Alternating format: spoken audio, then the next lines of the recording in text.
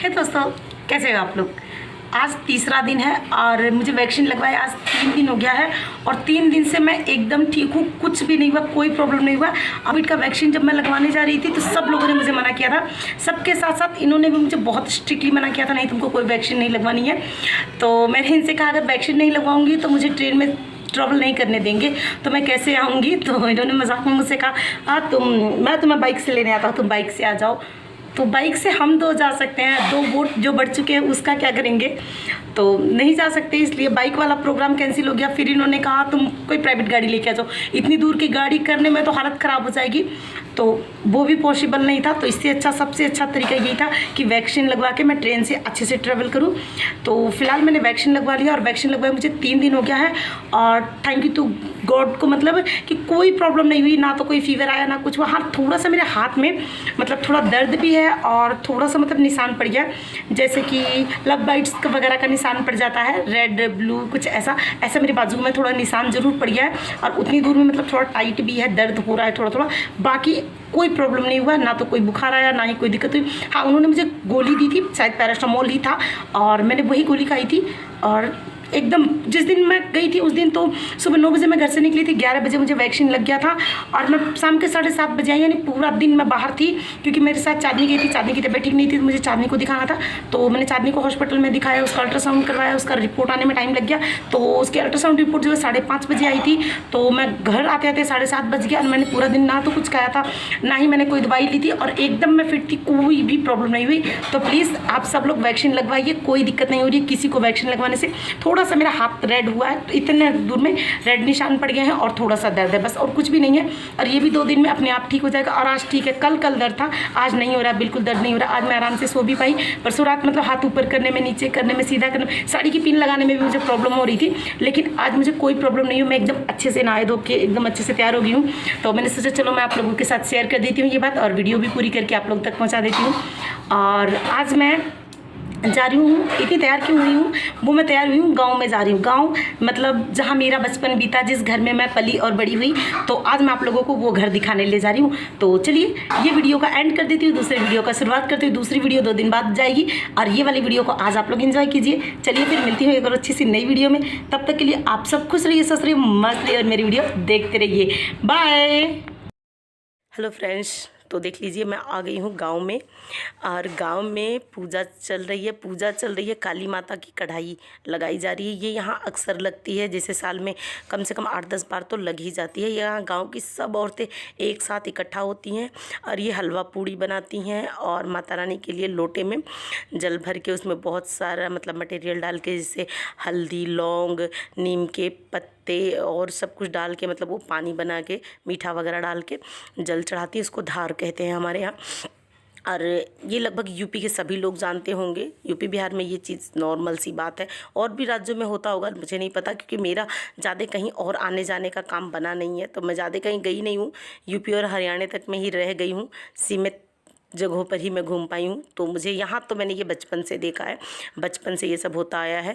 लोग ईंट वगैरह जोड़ के चूल्हा बनाते हैं और उसी पर हलवा पूड़ी एक ही चूल्हे पे 4-4, 5-5 लोग बनाते हैं।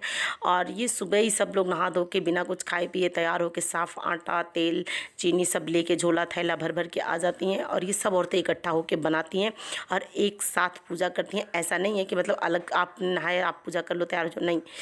ये काली माता का मंदिर है और ये काली माता के शव वाहन है।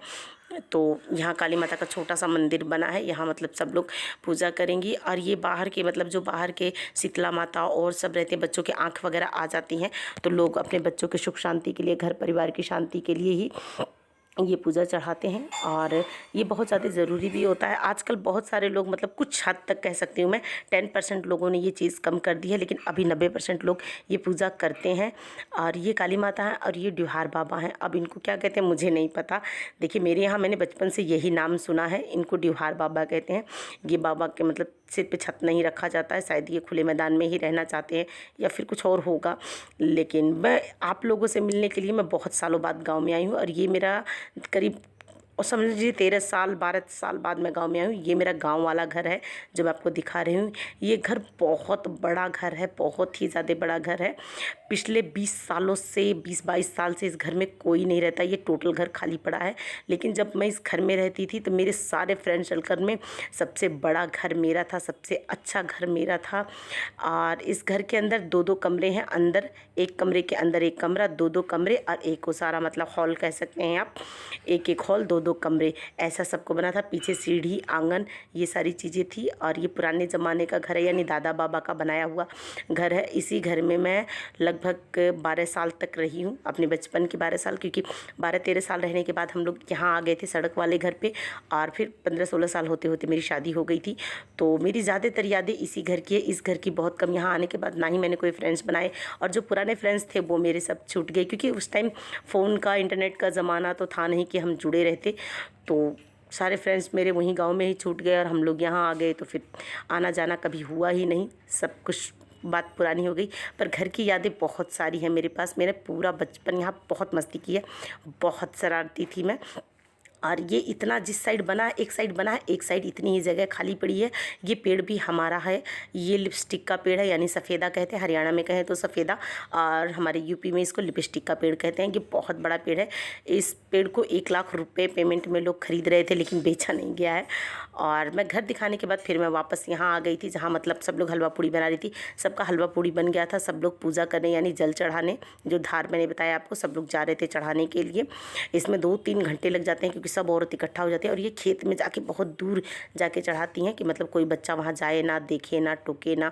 तो इसलिए ये मतलब एकदम खुले खेतों में चली जाती है। ये खेत है हमारे यहाँ के आसपास के। मेरे यहाँ तो खुद का खेत नहीं है, बस थोड़ा बहुत है नाम के लिए, वैसे खेत वोत नहीं है, बस ज़मीन प्लाट है, इन लोगों का घर है और तो कुछ नहीं है। लेकिन खेती बाड़ी तो नहीं है। लोग, मेरे मम्मी पापा या मेरे बड़े पापा, कोई भी खेती बाड़ी नहीं करता है। सबके पास खेत है, लेकिन करता कोई नहीं है, बाकी लोगों से करवा लेते हैं। और ये सब मतलब बड़ी मम्मी पीछे रह गई थी, तो बड़ी मम्मी भी जा रही हैं जल चढ़ाने। और ये सब बाग बगीचे खेल खेल के हम बड़े हुए हैं। तो आज मैं इन सब चीज़ों को जी भर के देख रही थी, मुझे अच्छा लग रहा था, बहुत ज़्यादा मिस कर रही थी और बहुत अच्छा लग रहा था। ये मेरी ननद, ये जो घर आप देख रहे हैं, इसमें मेरी ननद की शादी हुई है। वैसे हम दोनों आपस में ननद भाभी हैं, मैं उनकी ननद और उनकी भाभी हूँ, वो मेरी ननद और मेरी भाभी हैं, क्योंकि उनकी शादी मेरे भाई से हुई थी और मेरी शादी उनके भाई से हुई है।